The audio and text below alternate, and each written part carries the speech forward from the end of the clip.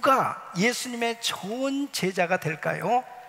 어떤 교회가 정말 좋은 교회일까요? 성경은 바로 우리 예수님은 화목한 사람, 화평케 하는 사람이 좋은 주님의 제자라고 말씀하고 있습니다. 여러분, 마태복음 5장 9절에 주님이 이렇게 말씀하죠. 화평케 하는 자는 복이 있나니 저희가 하나님의 아들이라 일컬음을 받을 것이며 그랬습니다. 아담과 하와를 하나님께서 창조하시고 모든 에덴 동산과 천지 만물을 다 그들에게 주셨습니다. 아담과 하와는 가장 행복한 그러한 삶이 되었는데, 그것은 에덴에는 다툼이 없었습니다. 에덴에는 정말 하나님과 더불어 가장 행복한 그런 아름다운 관계를 이루고 있었기 때문에 아담이야말로 가장 행복한 사람이었습니다. 그런데 이 원수마귀가 이제 아담과 하와를 유혹해서 선악과를 먹게 하면, 이 선악과 사과는 굉장히 중요한 것입니다. 그 선악과를 먹음으로 인해서 이제 하나님과 원수가 되는 거예요. 하나님과 원수가 되면 인생은 행복한 인생이 될 수 없고, 그 인생은 저주받은 불행한 인생이 될 수밖에 없는 거죠. 하나님과 원수돼서 어떻게 인생이 복된 인생이 될 수 있겠습니까? 그런데 선악과를 먹음으로 인해서 이 아담과 하와와 하나님은 이제 관계가 끊어져 버린 것입니다. 에덴 동산에서 쫓겨났습니다. 그뿐만 아니라 이제 이 아담의 가정이 그렇게 행복했었는데, 아담의 큰아들 가인이 둘째 아들 아벨을 쳐 죽입니다. 이 살인사건이 일어났어요. 그뿐만 아니라 모든 자연은 다 누리도록 하나님께서 창조해 주셨는데, 이제 자연이 말을 안 듣습니다. 이제 자연재해가 일어나는 겁니다. 자연도 질서가 있는데 사람들의 말을 안 듣고 오히려 사람을 위협하는 거예요. 그래서 결국 자연과도 불화하게 됩니다. 그래서 사람들은 자연을 누려야 되는데 이 자연의 위협함을 받으면서 고통 가운데 살아가게 된 것입니다. 그러면서 이 세계사를 보면 온통 사람들은 이 분열과 다툼으로 계속 점철되어진 그런 역사를 이루어가고 있는 것입니다. 가정이, 나라가, 민족이, 공동체가 계속 분열되어지는 그 배후에는 사탄 마귀가 역사하고 있다는 것입니다. 그래서 우리 주님께서 이 불행한 인생들을 위해서 이 땅에 화목제물로 오신 것입니다. 요한일서 2장 2절에 보면 저는 우리 죄를 위한 화목제물이니 우리만 위할 뿐 아니요 온 세상의 죄를 위하심이라.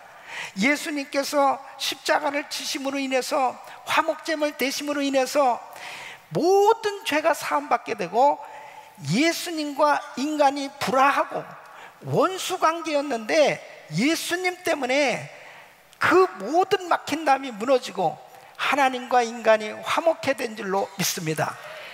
예수 그리스도 안에서 이제 모든 사람들이 사랑하고 하나 되어질 수 있는 이런 은혜가 임하게 된 것입니다.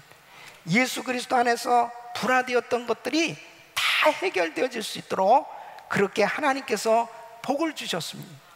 그래서 예수 안에서 모든 이 관계가 다 회복될 수 있음을 성경은 말씀하고 있습니다.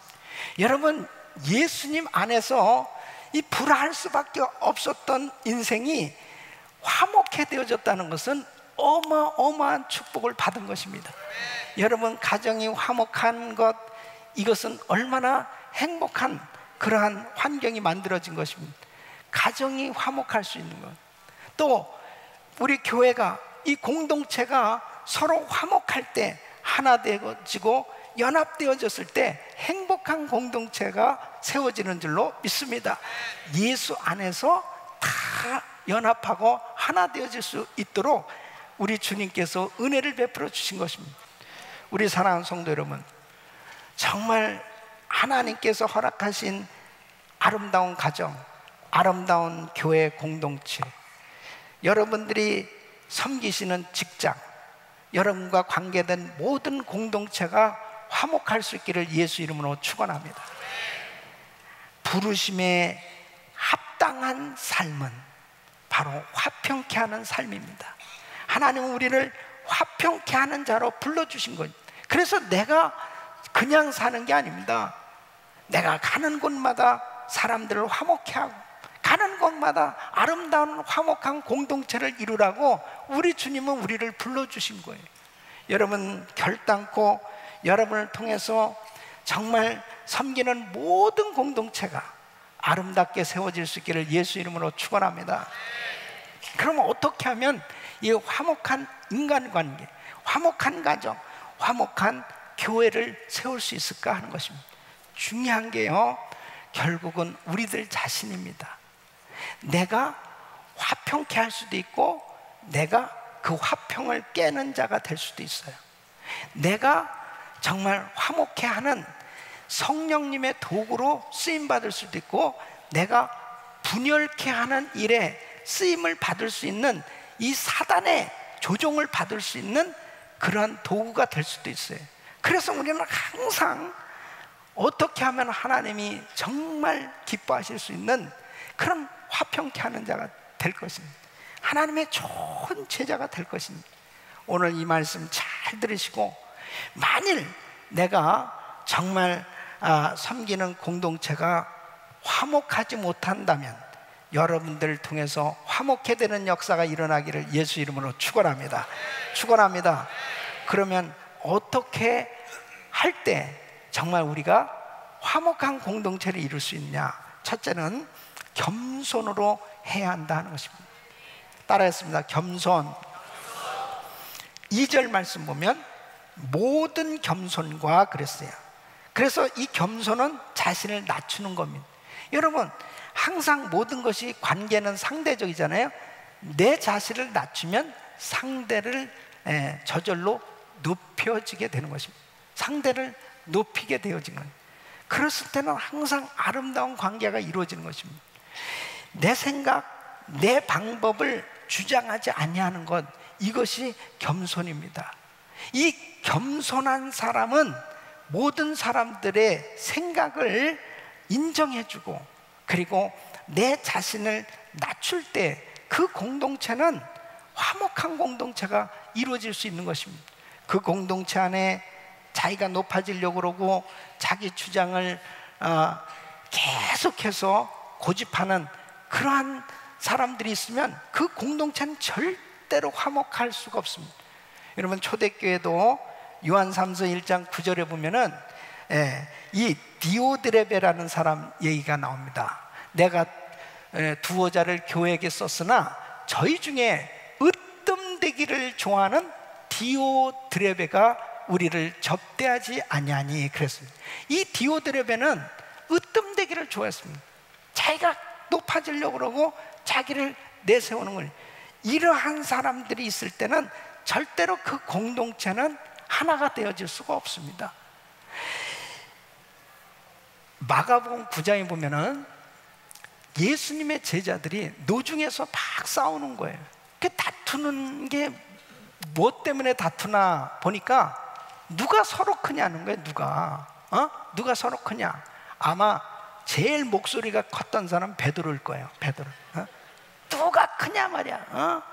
그러면서 서로 싸우고 있습니다. 그러니까 예수님께서 마가복음 9장 35절에 보면 예수께서 앉으사 12제자들을 불러 이르실 때 아무든지 첫째가 되고자 하면 무사람의 끝이 되며 무사람을 섬기는 자가 되어야 하리라.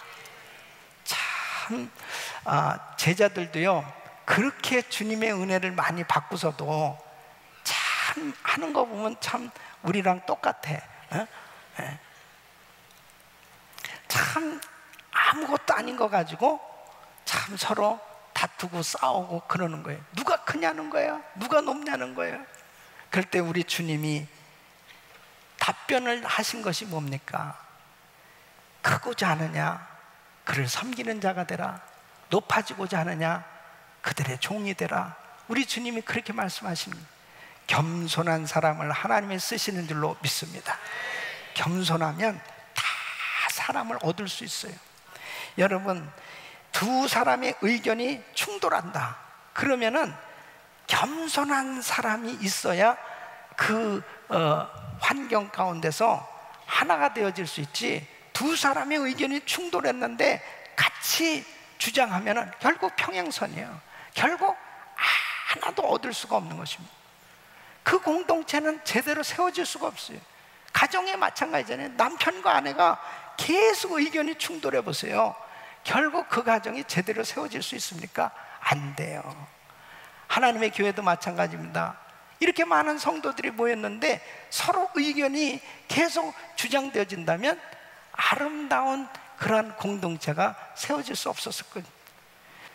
두 번째는 온유해야 연합되어질 수 있다는 것입니다.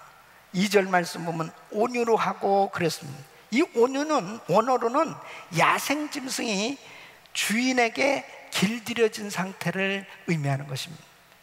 주인이 통제하는 대로 따라서 할 수 있을 만큼 길들여진 것, 이것을 온유라고 그럽니다. 그러니까 세상적으로 길들여졌던 우리가 하나님의 말씀으로 길들여져서 주님이 말씀하시면 그 말씀대로 움직여질 수 있는 것이 그게 온유예요. 그러니까 온유라는 것이 뭐 그냥 부드러운 그런 마음, 부드러운 자세, 이게 아니에요. 하나님의 말씀대로 순종이 되어질 수 있는 마음의 상태가 온유예요. 그러니까 여러분 보세요. 온유는 자기 통제력을 가지고 있는 것입니다. 그러니까 하나님의 말씀에 의해서 통제가 되는 거예요. 내가 화를 내야 되는데 말씀이 자기를 붙들고 있는 거예요. 내가 도무지 억울해가지고 내가 그냥 복수하고 싶은데 하나님의 말씀이 자기를 통제하는 거예요. 너 용서해라, 너 그냥 포기해. 완전히 하나님의 말씀에 붙들리게 되면 내 자신이 말씀에 의해서 통제가 되어지니까 그 사람은 주님의 말씀에 순종이 되어지는 거예요. 이게 온유입니다. 여러분, 그렇게 들짐승, 맹수 같은 그런 짐승들도 잘 조련사에 의해서 그렇게 길들여졌을 때 뭐 아주 그 사람들의 그 마음을 그냥 감동시키고 감탄할 만한 그런 연기도 하지 않습니까? 그런데 잘못해가지고 그 동물이 통제력을 잃게 되면 사고를 내게 되는 거예요. 그래서 조련사도 공격해가지고 자기를 그렇게 위해서 일한 그 가족과 같은 그런 조련사도 죽이기도 하고요. 그 다음에 동물원에 갇혀있던 그런 이 동물들이 그냥 잘못해가지고 그 동물원에서 벗어나게 되면 맹수로 바뀌어지기도 하고 그런 일들이 생겨지잖아요. 여러분, 똑같이 하나님의 성도들도 말씀으로 통제력을 상실하게 되어지면요, 사고 치는 겁니다. 사고 치는 거예요. 그래서 모세도 그렇게 온유했던 사람인데 한순간 이 통제가 안 된 거예요. 감정이 폭발한 겁니다. 그거로 인해서 가나안 땅에 못 들어갔어요. 그러니까 우리가 신앙생활하면서 참 중요한 것은 하나님의 말씀으로 내 자신이 길들여져서 주님의 말씀으로 내가 통제되어질 수 있는 이런 온유한 자들이 되어야 될 줄로 믿습니다. 그래서 우리가 성경 부지런히 읽고 정말 하나님의 말씀 붙들고 기도하고 몸부림치면서 정말 말씀대로 살려고 하는 그 이유가 여기에 있는 것입니다. 그렇게 교회를 오래 다니고 그렇게 신앙생활 한다고 하다가도 이 통제력이 상실되어지면 사고 치는 사람들이 오는 거예요. 이 사고 치는 거예요. 그래서 감정이 폭발하고 그 다음에 그냥 막말하고 막 함부로 하고, 그런 분들이 지도자가 되고 그런 분들이 리더가 되어졌을 때는 그 공동체가 어떻게 되겠습니까? 그 공동체가 풍지박산 나는 겁니다. 그러니까 여러분, 온유를 잃어버리면 관계가 깨어지고 온유를 잃어버리면 교제가 깨어지고 평화를 잃어버리는 것입니다. 우리 교회 안의 공동체, 우리의 가정, 내가 속한 공동체에서 내 자신이 하나님의 말씀으로 길들여져서 그 말씀에 순종이 되어질 수 있는 온유의 사람들이 되실 수 있기를 예수 이름으로 축원합니다. 그랬을 때 정말 저분 너무나 아름답다, 저분은 어떻게 저렇게 할 수 있을까? 그것이 바로 하나님의 말씀으로 길들여졌기 때문에 그래요. 이번에 우리 성경방에서 100일간 구약을 읽고 있습니다. 그냥 읽는 게 아니에요. 계속 묵상하고 공부하고 그러면서 교훈을 얻고 그 말씀 붙들고 기도하면서 우리가 이 신구약을 이렇게 공부하고 그 말씀을 계속 심령 속에 새기고 이 말씀을 붙들고 기도하다 보면 하나님의 말씀이 우리를 붙들고 역사하시는 말씀에 길들여질 줄로 믿습니다. 이런 온유한 심령을 가진 지도자, 온유한 심령을 가진 성도가 됐을 때는 말씀을 하면 뭔 말인지 알아듣습니다. 성경 말씀을 묵상하고 말씀을 읽기만 해도 그렇지, 주님이 이렇게 말씀하셨지. 그러니까 이 통제가 돼요. 자기 입술이 통제가 되고 마음이 통제가 되고 생각이 통제가 되니까 그 사람은 하나님의 영광을 가리는 일을 하지 않는다니까요. 바로 하나님의 영광을 가리는 일들은 통제가 안 되기 때문에 온유한 심령이 되지 못하면 결국은 그냥 짐승 같은 일이 나타나는 거예요. 그러므로 하나님의 말씀으로 완전히 길들여질 수 있는 저와 우리 성도님들이 되시길 예수 이름으로 축원합니다. 마태복음 5장 5절에 보면 온유한 자는 복이 있나니 저희가 땅을 기업으로 받을 것이며, 시편 37편 11절 말씀, 오직 온유한 자는 땅을 차지하며 풍부한 화평으로 즐기리로다. 온유한 사람 결국 실패자 아니에요. 온유한 사람 결국 승리하게 되는 줄로 믿습니다. 세 번째는 오래 참아야 하는, 오래 참는 자가 화평케 하는 일을 감당할 수 있어요. 여러분 2절 말씀 보면 오래 참음으로 그랬습니다. 이 오래 참는다는 것은 화를 내지 않고 오랫동안 자제한다는 그런 의미예요. 어떤 신학자는 복수할 힘이 있으나 안 하는 것이다, 그렇게 해석하고 있습니다. 여러분 우리가 얼마든지 정말 내가 물리력으로 내가 가진 능력으로 복수도 할 수 있고 뭐든지 내가 다 대응할 수도 있다 하더라도 바로 주님의 말씀 때문에, 주님 때문에 참을 수 있는 사람, 그 사람 때문에 하나 되는 줄로 믿습니다. 사도 바울은 이런 고백을 하고 있어요. 디모데전서 1장 16절, 그러나 내가 긍휼을 입은 까닭은 예수 그리스도께서 내게 먼저 일체 오래 참으심을 보사 후에 주를 믿어 영생 얻는 자들에게 본이 되게 하려 하심이니라. 이 사도 바울은 참 주님 앞에 못된 짓 많이 했습니다. 정말 예수 믿는 사람 그렇게 핍박 많이 했습니다. 그런데 우리 주님이 일체 오래 참으셨어요. 그것을 이 바울은 너무나 감격하는 거예요. 만일 주님이 참지 못하셨다면 나는 지옥에 갔을 거 아니겠네. 근데 주님이 너무나 참아주셨어. 그래가지고 내가 이렇게 위대한 사도가 되었다.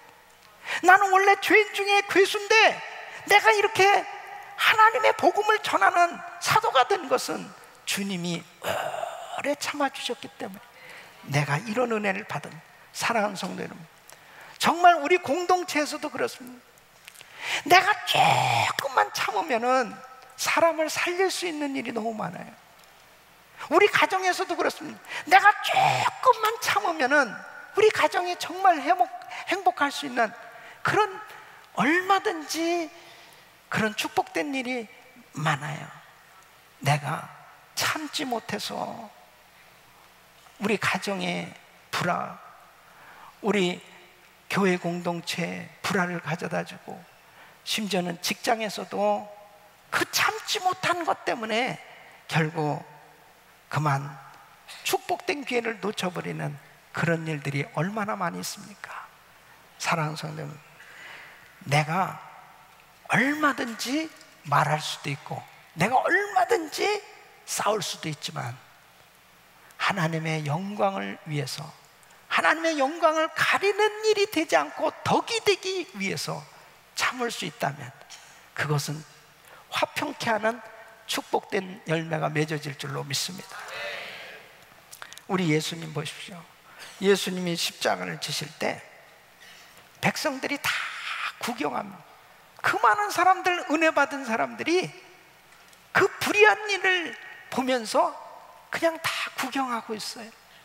관원들은 예수님 앞에 나와서 비웃습니다. 네가 그리스도냐? 야, 너 구원해봐. 그러면서 비웃고 조롱합니다. 군인들은 예수님의 머리를 때리고 그리고 침을 뱉고 옷을 찢고 그런 모욕을 줄 수가 없습니다. 예수님의 양옆에 십자가에 달린 강도들이 있습니다. 아니, 그 강도들까지 예수님을 향해서 비방하는 거예요.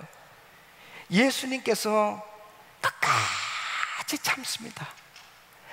어떤 면에서 보면 십자가에 못 박히셔서 육체의 그 고통보다 정신적인 고통이 더 심할 수도 있어요. 죄인된 인간들을 위해서 예수님께서 이렇게 구원 사역을 이루시는 것이 너무 힘드신 것이, 모욕을 당하고 말할 수 없는 그런 억울함을 당하실 때 우리 주님께서 그래도 그것까지도 끝까지 참으셨어요.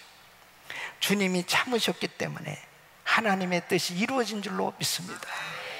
만일 주님이 참다 못해가지고 내려가야 되겠다, 십자가에서 내려가야 되겠다, 그랬으면 내려가야 되겠다, 그랬으면 우리는 구원을 못 받았어요. 여러분, 진짜 참다 힘들면 그냥 계속해서 예수님을 생각하면서 내가 참아야 우리 교회가 산다, 내가 참아야 우리 가정이 산다, 내가 참아야 하나님의 영광 가리지 않는다. 여러분, 참을 수 있는 은혜가 임하기를 예수 이름으로 축원합니다.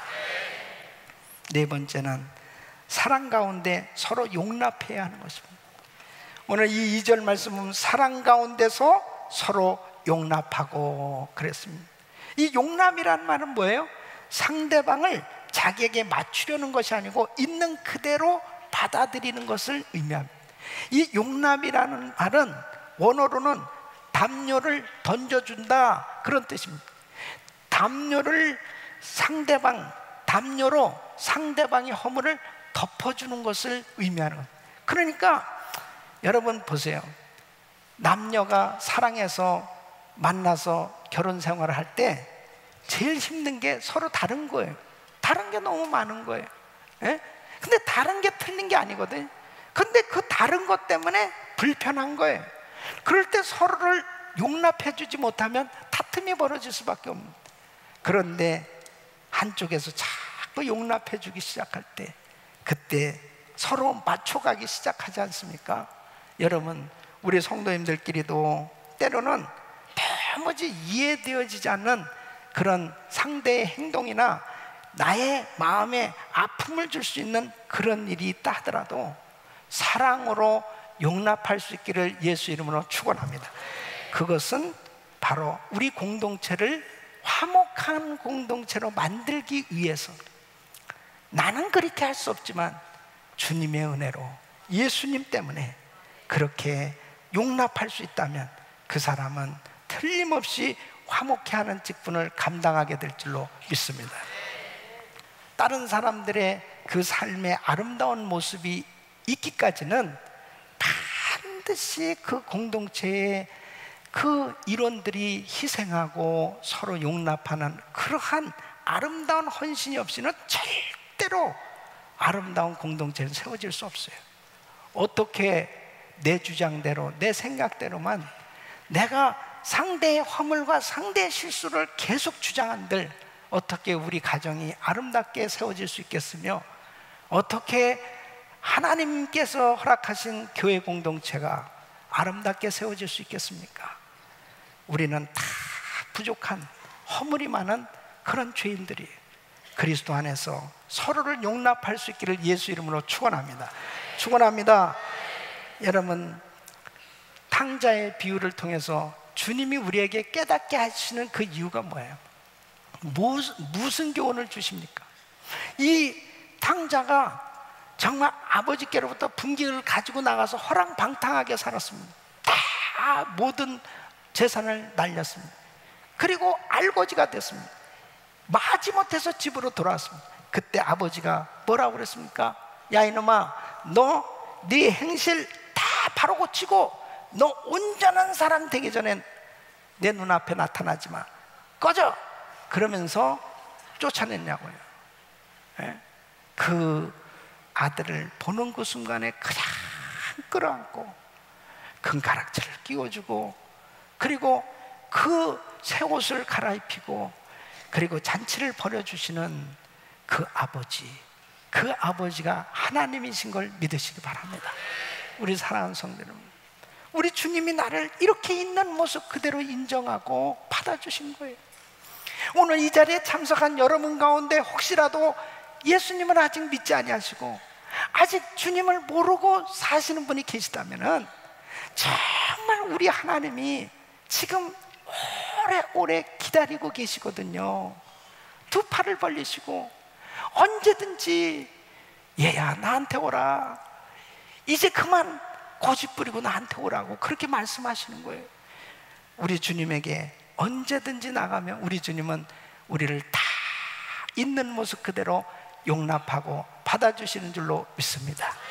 이게 하나님의 사랑이에요. 우리가 신앙생활하면서 이렇게 아름다운 공동체, 우리 은혜교회를 하나님이 세워주셨어요. 이 아름다운 성도들을 모이게 해주시고 하나님이 기뻐하시는 선교하는 교회로 세우셨는데, 우리 성도님들이 서로 섬기고 서로 사랑 안에서 하나 되어지는 그런 행복한 화목한 공동체를 이룰 때 하나님께서 더한 은혜를 주실 줄로 믿습니다. 우리 사랑하는 성도 여러분, 우리는 더욱더 겸손하게, 더욱더 온유함으로, 오래 참음으로, 사랑 가운데 서로를 용납함으로 우리가 섬기는 가정교회가 그룹이, 그리고 여러분들을 통해서 가정과 여러분이 섬기는 직장까지 정말 화목해하는 그 귀한 사역을 감당함으로 여러분의 삶이 행복한 화평이 넘치는 공동체를 이루기를 예수 이름으로 축원합니다.